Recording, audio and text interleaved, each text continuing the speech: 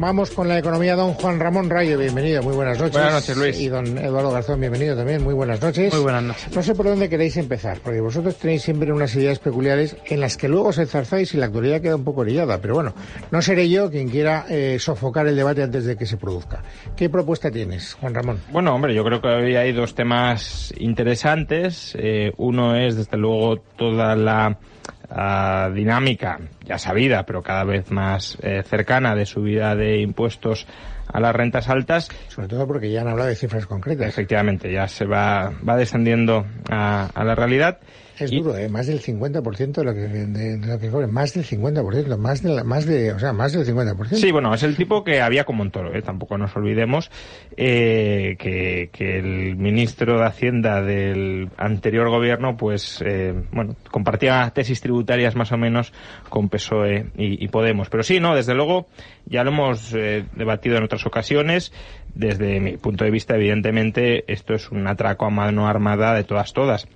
Ya no porque sea un tipo marginal del 52% a partir de 140.000 euros, sino porque la gente que gana 140.000 euros no es el único impuesto que paga.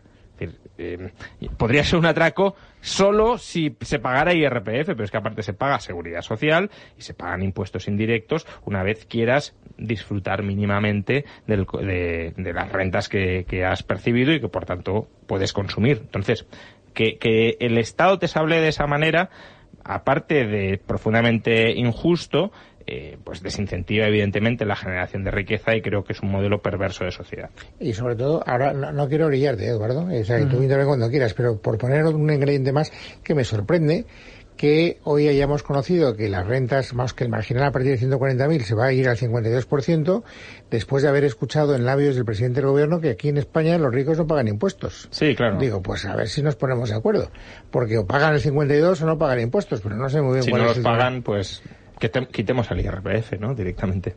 A ver, yo creo que aquí hay que diferenciar dos elementos. Uno es que el IRPF es solo uno de tantos impuestos que existen, como bien se estaba comentando aquí, como es evidente, y meterle mano a un impuesto no significa que ya esté solucionando todas las cosas, ni mucho menos, ¿no? Entonces, ¿qué ocurre? Que en el marco de la negociación entre Unidos Podemos y el gobierno, que ya veremos a ver si se acaba plasmando, si se acaba aprobando, ¿no? Todo esto hay que contextualizarlo en ese marco.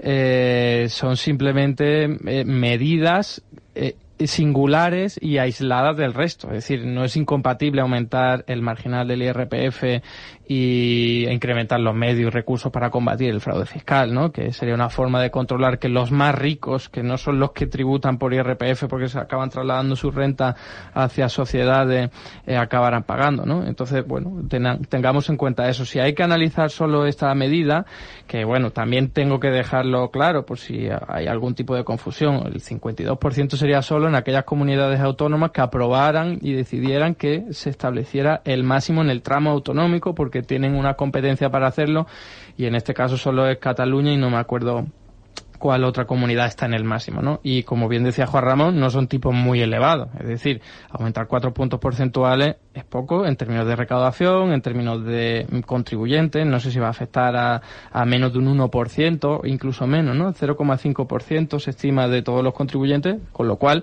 parece más una medida simbólica, ¿no? Que para mostrar que es un gobierno que sí está a favor de la justicia fiscal, o que Unidos Podemos ha presionado para que haya más justicia fiscal, y en cualquier caso no nos olvidemos de que hace muy poquito tiempo en nuestro mismo país teníamos tipos marginales del 65%, sin hablar de que en otros países por aquella época también había marginales que se acercaban al 90%. Y acabo con lo siguiente: no olvidemos que el marginal no es que la mitad de las rentas que has obtenido las vas a pagar, sino que es solo los euros extras a partir de esos 140.000 euros en este caso. Es decir, no es todo lo que gana vas a pagar el 52%, sino los euros que ganas a partir de esos 140.000, más de la mitad, en este caso, sí se tributa. Sí, pero te escucho con atención y entonces no termino de saber por qué se hace esta reforma. Quiero decir, si es solo un mensaje, digamos, más propagandístico que efectivo, y si al final va a tener un impacto tan pequeño, ¿para qué? Bueno, a ver, mejorar la justicia fiscal. Yo creo que eso podemos estar todos de acuerdo, acorde a la lectura e interpretación del artículo 31 de la Constitución española. Evidentemente, quien discrepe de que ese artículo tiene sentido, pues no estará de acuerdo con esta medida. Pero si uno acepta esa premisa, dice, bueno, pues esto sí, esto aumenta la progresividad del sistema fiscal y es una medida en este sentido progresiva. Eduardo, entonces, un impuesto marginal del 100% a partir de 140.000 euros, según tu punto de vista, también incrementaría la justicia fiscal. Bueno, recordemos que en ese mismo artículo de la Constitución española se deja muy claro que no debe ser confiscatorio. Bueno, entonces, un 100% evidentemente un marginal del 52 a partir de 140.000 cuando ya estás pagando otros impuestos. No es confiscatorio en absoluto. Entonces, ¿cuál es el límite de la confiscación y la no confiscación? Bueno, evidentemente si es un 52% te queda 48%. O sea, confiscatorio no lo es en el sentido en el que no te confiscan todo. Si vas a hablar de qué parte, vamos a definir bien la materia tributaria e incluso las cotizaciones sociales. Desde un punto de vista simplemente de estado del bienestar, no estoy hablando de punto de vista marxista, ni mucho menos, ni socialismo, ni comunismo, los impuestos es salario indirecto. Y las cotizaciones sociales es salario diferido. Es decir, que ese dinero no va a la basura. Ese dinero teóricamente debería ser utilizado para pagar sanidad, pensiones, en el caso de las cotizaciones sociales, y todos los servicios públicos financiados a través de esa vía. Por lo tanto, lo que estamos pagando ahora a través de impuestos nos va a revertir. Es una parte de nuestro salario, aunque me vas a decir que el más rico pues no se va a ver beneficiado. Claro, porque no hay que poner el foco en una persona, hay que ponerlo en un grupo. Y en el grupo de la comunidad española es parte del salario y con las cotizaciones sociales, y con esto acabo, hay que tener en cuenta que sería como una especie de salario diferido. Estoy ahora aportando para que luego, en caso de no poder trabajar, recibir una prestación. Entonces, es también salario, no es un sableazo o sablazo como lo has comentado. A ver, que me digas que las cotizaciones son salario diferido. ¿Te está gustando este episodio? Hazte fan desde el botón Apoyar del podcast de Nivos.